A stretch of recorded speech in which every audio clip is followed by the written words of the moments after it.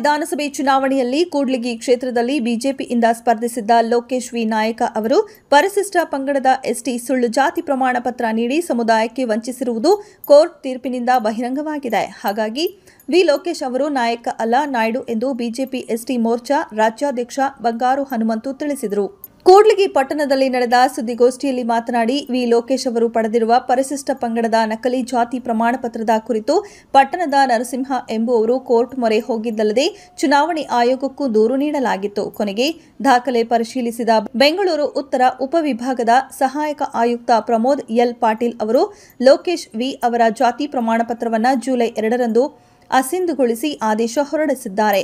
ಇನ್ನು ಲೋಕೇಶ್ ಅವರು 2013ರಲ್ಲಿ ಎಸ್ಟಿ ಸಮುದಾಯದ ಸುಳ್ಳು ಜಾತಿ ಪ್ರಮಾಣ ಪತ್ರ ಪಡೆಯುವ ಮೂಲಕ ಸರ್ಕಾರದಿಂದ ಸೌಲಭ್ಯಗಳನ್ನು ಪಡೆದುಕೊಂಡು ವಾಲ್ಮೀಕಿ ಸಮುದಾಯಕ್ಕೆ ವಂಚಿಸಿದ್ದಾರೆ. ಹೀಗಾಗಿ ಲೋಕೇಶ್ ವಿ ಅವರು ಪಡೆದಿರುವ ಸೌಲಭ್ಯಗಳನ್ನು ಹಿಂಪಡೆಯಬೇಕು, ನಕಲಿ ಜಾತಿ ಪ್ರಮಾಣ ಪತ್ರಗಳನ್ನು ಪಡೆಯುವವರ ವಿರುದ್ಧ ಕಠಿಣ ಕ್ರಮ ಕೈಗೊಳ್ಳಬೇಕು ಎಂದು ಒತ್ತಾಯಿಸಿದರು. ಕೂಡ್ಲಿಗಿ ಕ್ಷೇತ್ರದ ಭಾರತೀಯ ಜನತಾ ಪಕ್ಷದ ಎಲ್ಲ ಮುಖಂಡರು ಮತ್ತು ಕಾರ್ಯಕರ್ತರು ಕೂಡ ಈ ಒಂದು ಸಭೆಗೆ ಆಗಮಿಸಿದ್ದಾರೆ. ಇವತ್ತು ಈ ಒಂದು ಪತ್ರಿಕಾ ಮತ್ತು ಮಾಧ್ಯಮ ಗೋಷ್ಠಿ ನಡೆಸುವ ಉದ್ದೇಶ ಏನಪ್ಪ ಅಂತಂದರೆ, ದಿನ ಬೆಳಗಾದರೆ ನೀವು ಟಿವಿ ಮಾಧ್ಯಮದಲ್ಲಿ ಮತ್ತು ಪತ್ರಿಕೆಗಳು ನೋಡ್ತಾ ಇದ್ದೀರಿ, ವಾಲ್ಮೀಕಿ ಹಗರಣದ ಒಂದು ಖ್ಯಾತಿಗಳು ಸಿಕ್ಕಾಪಟ್ಟೆ ಇದೆ. ಅದೇ ರೀತಿ ಮೂಢ ಹಗರಣ ಕೂಡ ನಡೆದ್ರಿಂದ ಈ ಒಂದು ಭ್ರಷ್ಟ ಸರ್ಕಾರದಿಂದ ಆಮೇಲೆ ಮಾತಾಡ್ತಾ ಇದ್ದೀನಿ. ಅದಕ್ಕಿಂತ ಮುಂಚೆ ನಿಮಗೆಲ್ಲ ಗೊತ್ತಿರುವ ಹಾಗೆ ಕಳೆದ ವಿಧಾನಸಭೆ ಚುನಾವಣೆಯಲ್ಲಿ ಕೂಡ್ಲಿಗಿ ಕ್ಷೇತ್ರದಿಂದ ನಾನು ಆಕಾಂಕ್ಷಿಯಾಗಿದ್ದೆ. ನನ್ನ ಜೊತೆಗೆ ನಮ್ಮ ಸಹೋದರರಾದ ಏಕಾಏಕಿ ನಮ್ಮ ಸಹೋದರರು ರಾಮನಣ್ಣನವರು ಲೋಕೇಶ್ ನಾಯ್ಡು ಕರ್ಕೊಂಡ್ಬಂದು ಪಕ್ಷದಿಂದ ಟಿಕೆಟ್ ಅನ್ನು ಘೋಷಣೆ ಮಾಡಿದರು. ಇದರಿಂದ ಭಾರತೀಯ ಜನತಾ ಪಾರ್ಟಿ ಕಾರ್ಯಕರ್ತರಿಗೂ ತುಂಬಾ ನೋವುಂಟಾಯಿತು. ನೋವುಂಟಾಗೋದ್ರ ಜೊತೆಗೆ ಕಾರ್ಯಕರ್ತರ ಮನಸ್ಸಿಗೆ ಅನೇಕ ಘಾಸಿ ಉಂಟಾಯಿತು. ಘಾಸಿ ಉಂಟಾಗಿ ನಮ್ಮ ವಾಲ್ಮೀಕಿ ಸಮಾಜದ ಬೇಡಿಕೆ ಏನಾಗಿತ್ತು ಅಂತಂದ್ರೆ, ಸ್ಥಳೀಯವಾಗಿ ವಾಲ್ಮೀಕಿ ಸಮಾಜದ ಎಸ್ಟಿ ಮೀಸಲಾತಿರ್ತಕ್ಕಂಥ ಎಸ್ಟಿ ಮೀಸಲಾತಿಗೆ 49 ಪಂಗಡಗಳು ಬರ್ತವೆ.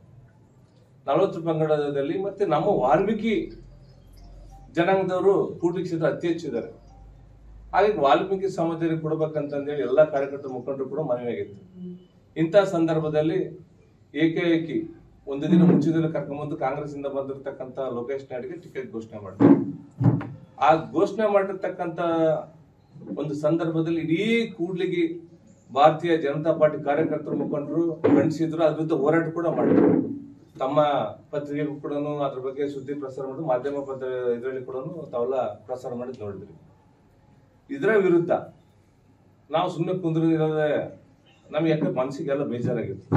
ಯಾಕಂದ್ರೆ ನನಗೆ ಗೊತ್ತಿತ್ತು ನಮ್ಮ ಸಮಾಜಕ್ಕೆ ಇವತ್ತು ಎಲ್ಲೇ ಅನ್ಯಾಯ ಇದ್ರೂ ಕೂಡ ಅದ್ರ ವಿರುದ್ಧ ಪ್ರತಿಭಟನೆ ಮಾಡೋದು ನನ್ನ ಒಂದು ಕರ್ತವ್ಯ, ನನ್ನ ಒಂದು ಧರ್ಮ. ಯಾಕಂದ್ರೆ ಬಂಗಾರ ಹನುಮಂತ ಅಂತಂದ್ರೆ ಯಾವತ್ತಿಗೂ ಕೆಲವ್ರು ಏನ್ ಅನ್ಕೊಂಡ್ಬಿಟ್ರು ಅಂದ್ರೆ ಕರು ಅನ್ಕೊಂಡ್ಬಿಟ್ರು. ಕರು ಯಾವತ್ತಿಗೂ ಊರಿ ಅದೇ ಆಗತ್ತೆ. ರಾಜಕೀಯವಾಗಿ ಬಂಗಾರ ಹನುಮಂತನ ತುಳಿಬೇಕಂತಂದ್ರೆ ಬಹಳಷ್ಟು ಜನ ಪ್ರಯತ್ನ ಪಟ್ಟರು ಕೂಡ ನಾನು ಮಾಡಿರ್ತಕ್ಕಂಥ ಒಳ್ಳೇದು ನನ್ನ ಕೈಲಾದ, ನಮ್ಮ ತಂದೆ ತಾಯಿ ಹೇಳ್ಬಿಟ್ಟೋದನ್ನು ನನ್ನ ಕೈಲಾದ್ರೆ ಒಳ್ಳೇದು ಮಾಡಿದ್ರೆ ಒಳ್ಳೇದು ಮಾಡ್ಬೇಕು, ಕೆಟ್ಟದ್ದು ಜೀವನದಲ್ಲಿ ಮಾಡಿಲ್ಲ. ಆ ಭಗವಂತನೇ ಇವತ್ತು ನಮ್ಗೆ ಒಳ್ಳೆ ಒಂದು ಸನ್ಮಾರ್ಗದ ಒಂದು ಮಾರ್ಗದಲ್ಲಿ ನಡೆಸ್ತಿದ್ದಾರೆ. ಇವತ್ತು ನನ್ನ ವಿರುದ್ಧ ಅನೇಕ ಪಿತೃಗಳು ಮಾಡಿ ಟಿಕೆಟ್ ತಪ್ಪಿದ್ರು, ಅವತ್ತು ಅವ್ರ ದೇವರೇ ಅವ್ರ ಭಗವಂತನೇ ಬುದ್ಧಿ ಕಲಿಸುವಂತ ಕೆಲಸ ಮಾಡಿದ್ದಾರೆ. ಇಂಥ ಒಂದು ಸಂದರ್ಭದಲ್ಲಿ ನಾವು ಸುಮ್ಮನೆ ಕೊಂಡಿರಲಿಲ್ಲ. ಆ ಒಂದು ಸಂದರ್ಭ ಲೋಕೇಶ್ ನಾಯ್ಡು ವಿರುದ್ಧ ನಮ್ಮ ಸಹೋದರ ನರಸಿಂಹಣ್ಣರು ಮತ್ತೆ ನಾವು ಕೋರ್ಟಿಗೆ ಹೋದ್ವಿ. ಏನು, ಅವನು ನಮ್ಮ ವಾಲ್ಮೀಕಿ ಸಮಾಜಕ್ಕೆ ಅವನು ಸೇರಿಲ್ಲ, ಅವನು ಎಸ್ಟಿ ಪಂಗಡದವನು ಅಂತಂದೇಳಿ. ಚುನಾವಣೆ ಸಂದರ್ಭ ಟೈಮ್ನಲ್ಲಿ ಇಲ್ಲಿ ಎಲೆಕ್ಷನ್ ಆಫೀಸರ್ ಕೂಡ ನಾವು ಕೊಟ್ಟಿವಿ, ಜಿಲ್ಲಾಧಿಕಾರಿ ಒಂದು ಮನವಿ ಕೊಟ್ವಿ, ಮತ್ತೆ ಬೆಂಗಳೂರು ಕೋರ್ಟ್ ಕೂಡ ಒಂದು ಫೈಲ್ ಮಾಡಿದ್ವಿ. ಕೋರ್ಟಿಗೆ ಫೈಲ್ ಮಾಡಿದಾಗ ಸಂಪೂರ್ಣ ಸತತ ಕಳೆದ ಒಂದು ವಿಧಾನಸಭಾ ಚುನಾವಣೆ ಇಲ್ಲಿಯವರೆಗೂ ಸುಮಾರು 1 ವರ್ಷ ಸುದೀರ್ಘ ವಿಚಾರಣೆ ನಡೆಸಿ ಎಲ್ಲ ಪೂರ್ತಿ ಸುದ್ದಿದ್ದು ಕಾನೂನುಬದ್ಧವಾಗಿ ವಿಚಾರಣೆ ನಡೆಸಿ ಈಗ ಒಂದು ತೀರ್ಪು ಬಂದಿದೆ. ಆ ತೀರ್ಪಿನ ಕಾಪಿ ಕೂಡ ಎಲ್ಲ ನಮ್ಮ ಮಾಧ್ಯಮ ಪತ್ರಿಕೆಯವರಿಗೆ ಮತ್ತು ಮಾಧ್ಯಮ ಮಿತ್ರರು ಮತ್ತು ಪತ್ರಿಕೆ ಮಿತ್ರರು ಕೂಡ ಕೊಡ್ತೀನಿ. ಆ ತೀರ್ಪು ಬಂದಿರತಕ್ಕಂತ ಒಂದು ಸಾರಾಂಶ ಏನಂತಂದ್ರೆ, ನಿಮಗೆ ಗೊತ್ತಿರುತ್ತೆ ಎಲ್ಲೇ ಸವಲತ್ತು ತಗೊಂಡ ಅದ್ರ ಬಗ್ಗೆ ಇನ್ನೊಂದು 2-3 ದಿನದಲ್ಲೇ ಗೊತ್ತಾಗ್ತಿದೆ. ಈಗ ನಾವು ಇದರ ವಿರುದ್ಧ ಏನಂತಂದ್ರೆ, ಮೊನ್ನೆ 2ನೇ ತಾರೀಕು ಆದೇಶ ಆಯ್ತು.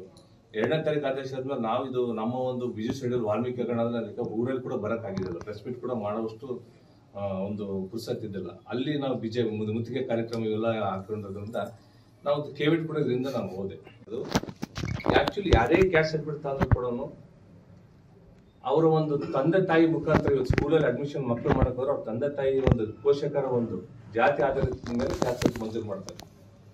ಇವನು ತಹಸೀಲ್ದಾರ್ಗೆ ಆಗೊಂದು ಆಮಿಷ ಒಡ್ಡಿ ಏಕೈಕಿ ಶಾಲಾ ದಾಖಲೆಗಳು ನಮೂದಿಸಿ ಏಕೈಕಿ 2013ರಲ್ಲಿ ಒಂದು ಜಾತಿ ಪ್ರಮಾಣ ಪತ್ರ ಕೊಡಿದ್ರು. ಅವರ ತಂದೆ ತಾಯಿ ಯಾವುದೇ ಕಾರಣಕ್ಕೂ ಕ್ಯಾಸ್ಟ್ ಸರ್ಟಿಫಿಕೇಟ್ ಇಲ್ಲ. ಇವೆಲ್ಲ ವಾದ ವಿವಾದಗಳನ್ನು ಪರಿಶೀಲಿಸಿ ಒಂದು ತಹಸೀಲ್ದಾರಿಂದ ಎನ್ಕ್ವೈರಿ ಮಾಡಿ ಮತ್ತು ಏನು ಶಾಲಾ ದಾಖಲಾತಿಗಳ ಒಂದು ದಾಖಲಾತಿಗಳನ್ನು ಪರಿಗಣನೆ ಮಾಡಿ ಮತ್ತು ಅವರ ಒಂದು ಮೂಲ ನಿವಾಸ, ಅವರ ತಂದೆ ತಾಯಿ ಹುಟ್ಟು ಸ್ಥಳ, ಎಲ್ಲಿ ಅವರ ಅಣ್ಣ ವಾಸವಿದ್ದಾರೆ ಅಂತ ಅದನ್ನೆಲ್ಲ ತನಿಖೆ ಮಾಡಿ ಈಗ ಮೊನ್ನೆ ಒಂದು ಆದೇಶ ಆಗಿದೆ. ಏನಿದೆ ಅಂತಂದ್ರೆ, ಮೇಲಿನ ಕಾರಣಕ್ಕಾಗಿ ಮೇಲ್ಮನವಿಯನ್ನು ಈ ಮೂಲಕ ಅನುಮತಿಸಲಾಗಿದೆ. ಪ್ರತಿ ವಾದಿಯ ಪರವಾಗಿ ನೀಡಿದ ದಿನಾಂಕ 26/2/2013 ಸಂಖ್ಯೆ RD 003927 5004393 ಜಾತಿ ಪ್ರಮಾಣ ಪತ್ರವನ್ನು ಈ ಮೂಲಕ್ಕೆ ಪಕ್ಕಕ್ಕೆ ಇರಿಸಿ ಮತ್ತು ಅಸಿಂಧಿ ಎಂದು ಘೋಷಿಸಲಾಗಿದೆ, ಕ್ಯಾನ್ಸಲ್ ಮಾಡಲಾಗಿದೆ ಅಂತ ಲೋಕೇಶ್ ನಾಡಿಂದು ಕೋರ್ಟ್ ಆರ್ಡರ್ ಮಾಡಿದೆ. ಈ ಮೂಲಕ ಏನ್ ಇದುವರೆಗೂ ನಮ್ಮ ಒಂದು ವಾಲ್ಮೀಕಿ ಸಮಾಜಕ್ಕೆ ಮತ್ತು ST ಜನಾಂಗಕ್ಕೆ ಆಗಿರ್ತಕ್ಕಂಥ ಒಂದು ಜಾಗ ಕೂಡ ಅಲರ್ಟ್ ಮಾಡ್ಸಂತಾರೆ. ಈಗ ಅವ್ನು ಮಾಡ್ಸಂತ ಹೋದ್ರೆ ತಿಂಗಳಿಗೆ 10 ರಿಂದ 15 ಲಕ್ಷ ರೂಪಾಯಿ ವರಮಾನ ಮಿನಿಮಮ್ ST ಕೊಟ್ಟು ಒಂದು ಸರ್ಟಿಫಿಕೇಟ್ ಅಂದ್ರೆ. ಇವತ್ತು ನಾನು ಈ ಒಂದು ಪತ್ರಿಕಾ ಮಾಧ್ಯಮದ ಹೇಳ್ತಿರೋದಂದ್ರೆ, ಸರ್ಕಾರಕ್ಕೆ ಒತ್ತಾಯ ಮಾಡ್ತದೆ ಅಂತಂದ್ರೆ, ನಕಲಿ ಜಾತಿ ಪ್ರಮಾಣ ಪತ್ರಗಳ ಹಾವಳಿ ಬಹಳ ಆಗ್ಬಿಟ್ಟಿದೆ. ಒಬ್ಬ ST ಮೋರ್ಚಾ ರಾಜ್ಯಾಧ್ಯಕ್ಷನಾಗಿ ಈ ಸರ್ಕಾರಕ್ಕೆ ನಾನು ಒತ್ತಾಯ ಮಾಡಿದ್ರೆ ಅಂತಂದ್ರೆ, ನಕಲಿ ಜಾತಿ ಪ್ರಮಾಣ ಪತ್ರ ಈ ಲೋಕೇಶ್ ನಾಯ್ಡು ST ಜನಕ್ಕೆ ಮಾಡಿರ್ತಕ್ಕಂಥ ಅನ್ಯಾಯ ಅಂದ್ರೆ, ನಮ್ಮ ಜನಕ್ಕೆ ಏನು ಸವಲತ್ತುಗಳನ್ನ ಯಾರು ಪಡಿಬೇಕು ಅವರು ಪಡ್ಕೊಂಡಿಲ್ಲ, ಅಂತರ್ಗೆ ಅನ್ಯಾಯ ಆಗೋದು ನಾನು ಇಷ್ಟಪಡಲ್ಲ. ಕೂಡಲೇ ಈ ಸರ್ಕಾರ ಅವನಿಗೆ ಕೊಟ್ಟಿರ್ತಕ್ಕಂಥ ಏನು ಒಂದು ಸೌಲಭ್ಯಗಳದಲ್ಲ ಅವನ್ನ ಕ್ಯಾನ್ಸಲ್ ಮಾಡಿ ಅದನ್ನ ಆ ಭಾಗದಲ್ಲಿ ಇರ್ತಕ್ಕಂಥ ನಿಜವಾದ STಗಳು ಏನೀಗ ಇವ್ರಿಗೆ ಏನು ಮಂಜೂರು ಮಾಡಿದಾರಲ್ಲ ಆ ಭಾಗದಲ್ಲಿ ಇರ್ತಕ್ಕಂಥ STಗಳಿಗೆ ಈ ಒಂದು ಗ್ಯಾಸ್ ಏಜೆನ್ಸಿ ಆಗಿರ್ಬೋದು, KDB ಲ್ಯಾಂಡ್ ಆಗಿರ್ಬೋದು, ಅವ್ರಿಗೆ ಅಲರ್ಟ್ ಮಾಡಿ ಕೊಡ್ಬೇಕಂತಂದ್ರೆ ನಾನು ಈ ಸರ್ಕಾರಕ್ಕೆ ಒತ್ತಾಯ ಮಾಡ್ತೀನಿ. ನಿಮಗೊಂದು ಗೊತ್ತಿರ್ಲಿ, ಇದರ ಒಂದು ಕಾಪಿ ಆದೇಶ ಏನಾಗಿದೆ ಅಂತಂದ್ರೆ, ನಾಯಕರಲ್ಲ ಸ್ಥಳೀಯರಿಗೆ ಕೂಡ ನಾಯಕರಲ್ಲ ಅಂತಂದಿರಿ. ಅದಾದ್ರೂ ಕೂಡ ಈಗ ನಮ್ಮ ಸಮಾಜದಾಗೆ ಪ್ರಭಾವಿ ವ್ಯಕ್ತಿ, ಪ್ರಭಾವಿ ನಾಯಕ ಅಂತಂದ್ರೆ ನಮ್ಮ ರಾಮಣ್ಣನವರು, ಅವರು ಕೂಡ ಈ ಒಂದು ವಿಚಾರದಲ್ಲಿ ಹುಡುಕಿ ನಿರ್ಧಾರ ತಗೊಳ್ಳಲ್ಲ. ಯಾಕಂದ್ರೆ ಅವರು ಕೂಡ 60,000 ಜನಸಂಖ್ಯೆ ಇರ್ತಕ್ಕಂಥ ಕೂಡ್ಲಿ ಕ್ಷೇತ್ರದಲ್ಲಿ ನಾಯಕ ಸಮಾಜದ ಬೆಳೆಸೋನು, ನಾಯಕರಿಗೆ ಯಾರನ್ನು ಒಬ್ರು ಆದ್ಯತೆ ಕೊಡಬೇಕಂತ ಸ್ವಲ್ಪ ಯೋಚನೆ ಮಾಡ್ಲಿದ್ದಲೆ ಏಕಾಏಕಿ ಬಂಗಾರ ಹನುಮಂತು ಅಥವಾ ಸೂರ್ಯಪಾಪು ಅಥವಾ ಇನ್ಯಾರು ಲೋಕಲ್ ಏನು ಬೆಳೆದು ಬಿಡ್ತಾರ ಉದ್ದೇಶ ಇತ್ತು, ಅಥವಾ ಏನಾದ್ರು ಲೋಕೇಶ್ ನಾಯ್ಡು ಅವ್ರಿಗೇನು ಒತ್ತಡ ಹಾಕಿದ್ರು ನಮಗೆ ಗೊತ್ತು. ಏಕೈಕ ಅವ್ರು ಕರ್ಕೊಂಡ್ ಟಿಕೆಟ್ ಕೊಟ್ಟರು. ಅದ್ರಲ್ಲಿ ಅವಾಗಲೂ ಖಂಡಿಸ್ತೀವಿ, ಇವಾಗೂ ಲೋಕೇಶ್ ನಾಯ್ಡು ನಮ್ಮ ಸಮಾಜ ಅಲ್ಲ ಕರ್ಕೊಂಡ್ ಟಿಕೆಟ್ ಕೊಟ್ಟು ಈಗಲೂ ನಾವು ಖಂಡಿಸ್ತೀವಿ. ನಾಳೆ ಮುಂಜಾನೆ ಇಲ್ಲೇ ಅವನು ST ಅಂತ ಬಂದಪ್ಪ ಅಂತಂದ್ರೆ, ನಮ್ಮ ಒಂದು ಮುಖಂಡರು, ನಮ್ಮ ಸಮಾಜದ ಬಂಧುಗಳು ಇದನ್ನ ಖಂಡಿಸಿ ಈ ಕೋರ್ಟ್ ಆದೇಶ ಕಾಪಿ ಆಗಿರ್ತಕ್ಕಂಥದ್ದು ಪ್ರತಿಯೊಂದು ಕಡೆ ಮುಗಿಸಂತ ಕೆಲಸ ಆಗಬೇಕು. ಈ ಒಂದು ಕಾಪಿಯನ್ನು ನಾನು ಎಲ್ಲಾ ಮಾಧ್ಯಮ ಮತ್ತು ಪತ್ರಿಕೆ ಮಾಧ್ಯಮಕ್ಕೆ ಈಗ ಇದನ್ನ ಕೊಡ್ತಾ ಇದ್ದೀನಿ. ಇಲ್ಲಿ ಕೂಡ ಯಾಕಂದ್ರೆ ನಮ್ಮ ಯಾವುದೇ ಪಾರ್ಟಿ ಇರ್ಬೋದು, ಅವ್ನು ST ಅಂತ ಅಂದ್ಮೇಲೆ ST ಕೊಡಿದ್ರೆ ಅವ್ನು ಹೆಂಗ್ ಸ್ಪರ್ಧೆ ಮಾಡಕ್ ಸಾಧ್ಯ ಇದೆ? ಈ ಒಂದು ಕಾಪಿ ಎಲ್ಲ ಕಡೆಗೂ ತಲುಪಿಸಂತ ಕೆಲಸ ಮಾಡ್ತದೆ. ಪಕ್ಷದಿಂದ ಏನಾದ್ರು ಈಗ ಅದನ್ನ ಯೋಚನೆ ಮಾಡಲಿಲ್ವಾ? ಈ ಸುದ್ದಿ ನಮಗೆ ಮೇನ್ ಸ್ಥಳೀಯ ಸುದ್ದಿ, ಇದು ನಮ್ಗೆ ತುಂಬಾ ಇಂಪಾರ್ಟೆಂಟ್. ರಾಜ್ಯಕ್ಕೆ ಹೆಂಗೆ ಹಗರಣಗಳು ಹೆಂಗೆ ಇಂಪಾರ್ಟೆಂಟ್, ಇದು ನಮ್ಮ ಕೂಡ್ಲಿ ಕ್ಷೇತ್ರಕ್ಕೆ ತುಂಬಾ ಮುಖ್ಯವಾಗಿ. ರಾಜಕೀಯ ಸುದ್ದಿ ಇಂಪಾರ್ಟೆಂಟ್ ಆಗೋದು ರಾಮಲು ಸರ್ ಹೆಸರು ತಂದಿರೋದ್ರಿಂದ ಹಂಗನ್ಸಲ್ಲ.